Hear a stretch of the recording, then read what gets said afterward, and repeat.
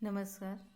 आज मैं आपके सामने सरस्वती मानक हिंदी व्याकरण में दूसरा पार्ट लेकर आई हूँ व्याकरण का, जिसमें अलंकार में पढ़ा रही थी। अलंकार में मैंने अभी शब्दालंकार के बारे में बताया था पहले की वीडियो में। आज मेरा ये दूसरा वीडियो है। इसमें हम आज आपको अर्थालंकार के बारे में पहले बताएंगे। अर्थालंकार जहाँ कथन विशेष शब्दालंकार में मैंने बता दिया था, जहाँ शब्दों के द्वारा चमत्कार उत्पन्न हो या शोभा उत्पन्न हो। अर्थालंकार में जहाँ कथन विशेष में सौंदर्य अथवा चमत्कार विशिष्ट शब्द प्रयोग पर आश्रित न होकर अर्थ की विशिष्टता के कारण आया हो, वहाँ अलंकार होता है, अर्थालंकार होता है। यहाँ पे कह रहे हैं, मतलब है कि जहाँ शब्दों से सौंदर्य चमत्कार उत्पन्न नहीं है, बल्कि अर्थ की विशिष्टता के कारण आया हुआ चमत्कार अर्थ, वो अर्थालंकार होता है। जैसे मखमल के झूल पड़े हाथी सा टीला, इस काव्य पंक्ति में बसंत के आगमन, अब यहाँ कोई शब्दों का चमत्कार नहीं है कि एक जैसा आया है, कि बहुत सुंदर से शब्द लिख दिए गए हैं या कोई विशेष। अब यहाँ पे अर्थ, जब तक इसके अर्थ को नहीं जानेंगे तब तक वो चमत्कार हमें नहीं समझ में आएगा। क्या है? इस काव्य पंक्ति में बसंत के आगमन पर उसकी सज धज और शोभा की सदृशता माने समानता, इसके बसंत के आगमन में झूले पड़ गए हैं और एक टीले पर पड़े हैं, तो वो कैसा लग रहा है? वो कैसा लग रहा है? जैसे किसी महंत की सवारी के साथ करते हुए, अर्थात किसी महंत की सवारी के साथ करते हुए चमत्कार उत्पन्न किया गया है। यहाँ अर्थालंकार के एक प्रमुख भेद उपमा का सौंदर्य है, जिसके बारे में विस्तार से आगे विचार किया जाएगा। उपमा की गई है ना, किससे तुलना की गई है? जो मखमल के झूले पड़े हैं और वो कैसा लग रहा है? हाथी सा टीला, हाथी से टीले पर मखमल के झूले पड़े हैं, तो वहाँ पे वो लग कैसे रहा है? महंत की सवारी के जैसा लग रहा है। ठीक है। और ये इसमें किसकी शोभा का वर्णन किया है? कि बसंत के आगमन पर, बसंत के आगमन की शोभा का। अब यहाँ अर्थों का चमत्कार हुआ है ना, इतनी सी लाइन में कितने अर्थों को ये कवि ने इसमें जोड़ा हुआ है, इसलिए यहाँ पे अर्थालंकार होता है। प्रमुख, अब आइए शब्दालंकार और अर्थालंकार, दो प्रमुख भेद बताया गया था। ठीक है। अब हम आइए पहले शब्दालंकार के बारे में जानने, उसके कितने भेद होते हैं। प्रमुख शब्दालंकार, प्रमुख शब्दालंकार में अनुप्रास अलंकार पहला है आपका, यमक अलंकार है आपका, और श्लेष अलंकार है आपका। ये प्रमुख आपके शब्दालंकार हैं। अब अनुप्रास अलंकार का है कि जहां वर्णों में मैंने पहले ही बताया है कि वर्णों का मतलब होता है वर्णीय अक्षर, एक एक अक्षर। ठीक है। और अक्षरों के मेल से, सार्थक अक्षरों के वर्णों के मेल से शब्द बनते हैं। तो शब्द दूसरी बात हो गई, लेकिन यहाँ पे वर्णों की आवृत्ति है, ध्यान रखिएगा। अनुप्रास अलंकार कहाँ होता है? जहां वर्णों की आवृत्ति से चमत्कार उत्पन्न हो, वहां अनुप्रास अलंकार होता है। आइए देखते हैं कि कैसे चमत्कार उत्पन्न हुआ। अभी कल कानन कुंडल मोर पखा उर्पे बनमाल विराजती है।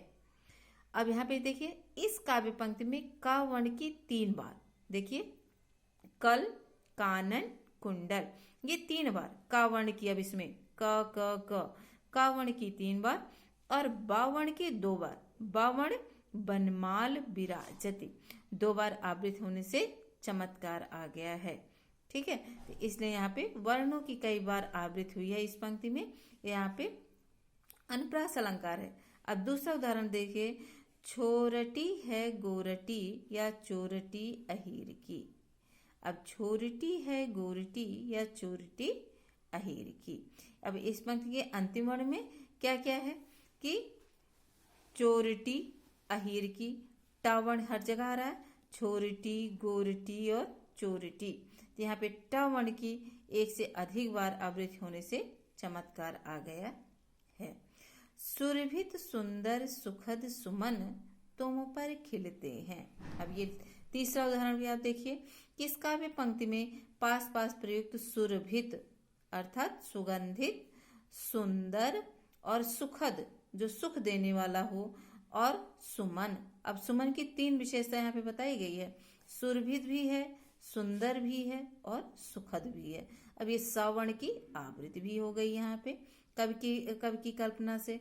और सुमन शब्दों में सवर्णों की आवृत्ति हुई है, इसलिए यहाँ पे अनुप्रास अलंकार है। यहाँ पे सुमन तुम पर खिलते हैं, अर्थात पुष्प तुम पर खिलते हैं। कवि ने कल्पना की है कि ये पुष्प तुम पर खिलते हैं, लेकिन वह पुष्प कैसा है? सुरभित, सुंदर और सुखद।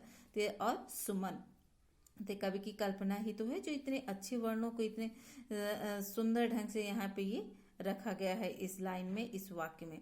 अब आइए, विभवशालिनी विश्वपालिनी दुख हरती है, भय निवारणी शांति कारिणी सुख करती है। अब देखिए इस काव्य पंक्ति में, अब इस काव्य पंक्ति में पास पास प्रयुक्त शब्द क्या क्या है?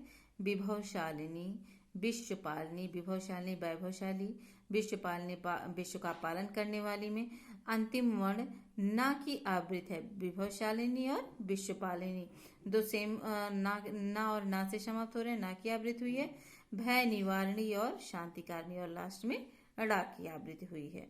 ठीक है, तो यहाँ पे वर्णों की आवृत्ति का चमत्कार उत्पन्न हुआ है और सारे शब्द सुंदर प्रतीत हो रहे हैं, अर्थों से भी और शब्दों से भी। शब्दों से ज्यादा सुंदर प्रयुक्त हो रहे हैं। यहाँ पे एक ही शब्द एक ही जैसे लग रहे हैं, इसलिए यहाँ पे अनुप्रास अलंकार है।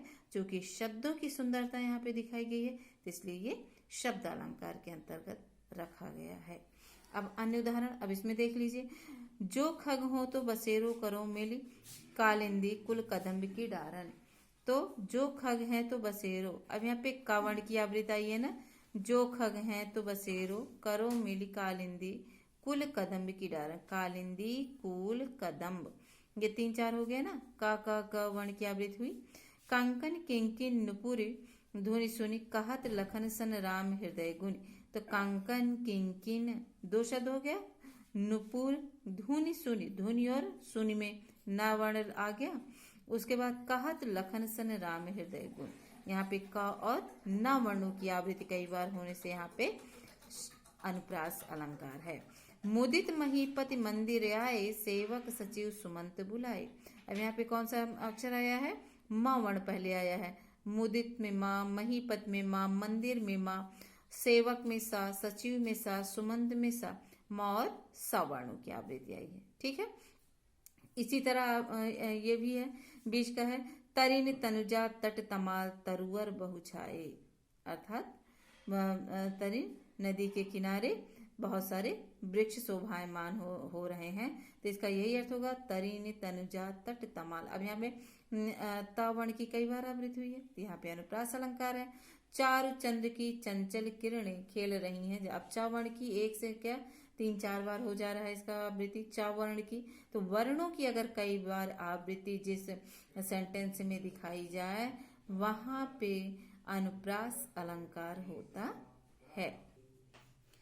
अब आइए यमक अलंकार। यमक अलंकार में है कि अनुप्रास में वर्ण की आवृत्ति थी। अब यहाँ पे यमक अलंकार में है कि जब एक ही शब्द 2 या 2 से अधिक बार है, एक ही शब्द, अब यहाँ वर्ण की बात नहीं हो रही, शब्द की बात हो रही है, जो वर्णों को मिलाकर बनते हैं, बार बार आए, 2 से अधिक बार है और उसका अर्थ भी हर बार भिन्न भिन्न हो, अर्थात अलग अलग हो, वहां पे यमक अलंकार होता है। जैसे कहा है कभी बेनी बेनी ब्याल की चुराई लेनी।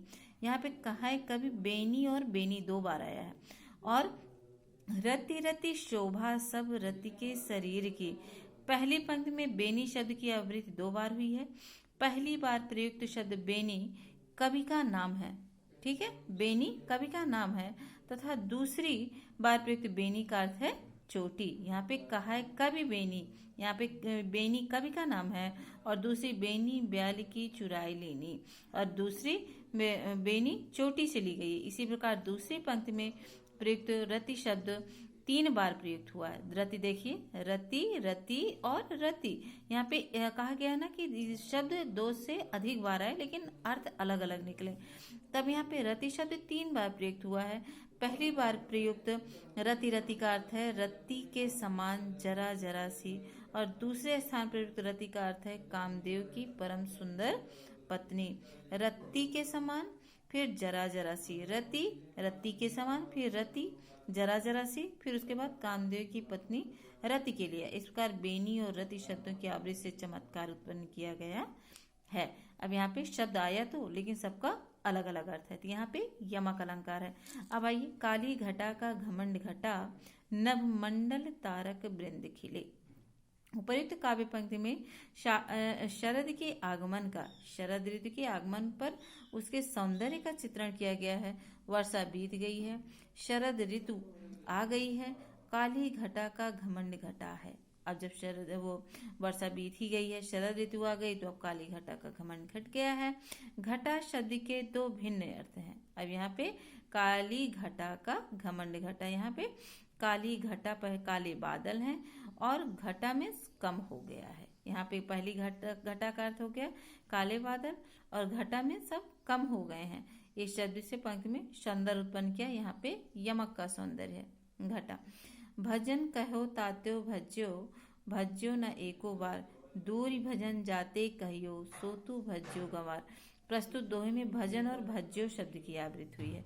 भजन शब्द के दो अर्थ होते हैं, भजन भजन पूजन और भजन का भाग जाना, दो अर्थों में किया जाता है। भजन कहो तात्यो भज्यो और भज्यो न एको बार। अब एक बार का भजन के लिए है और दूसरा भाग जाने के लिए। इसी प्रकार भज्यो के भी दो अर्थ हैं, भज्यो भजन किया है और भज्यो भाग गया है। इसका भी वही अर्थ है, दो बार आ रहा है। इस प्रकार भजन और भज्यो शब्द की आवृत्ति ने दोहे में चमत्कार उत्पन्न कर दिया। कवि अपने मन को फटकारता हुआ कहता है कि हे मेरे मन, जिस परमात्मा का तूने भजन करने को कहा, तू उससे भाग खड़ा हुआ। भजन कहो, भजन करने के लिए कहा, तात्यो भज्यो न एको बार, और तू भाग गया और भाग खड़ा हुआ और एक बार भी नहीं भजन किया, भाग खड़ा हुआ। और जिस विषय वासनाओं से भाग जाने के लिए कहा गया, दूरी भजन जाते के सो तू भज्यो गंवार, और जिस विषय वासना से भागने के लिए कहा, तू उन्हीं की आराधना करता रहा, भज्यो गंवार। इस प्रकार भिन्नार्थक शब्दों को दोहे में सौंदर्य उत्पन्न किया गया है। इसका यही अर्थ है कि भजन करने के लिए कहा गया था, रे मन, कवि कह रहा है, और तुम भजे न एको बार, तुमने एक बार भी नहीं भजन किया और तुम भाग गए। और दूरी भजन जाते गए, और जिस काम और वासना से दूर भागने के लिए कहा गया, तू भज्यो गंवार, और तू उसी को लगातार ही भज रहे हो। ठीक है। कनक कनकते सौगुनी मादक तारिका, यहाँ एक कनक का सोना और दूसरे कनक का धतूरा लिया गया है। इसी तरह ये सारी लाइन है कि इसमें दो दो शब्द हैं और सबके अलग अलग अर्थ हैं। शब्दों के वहां पे यमक अलंकार होता है।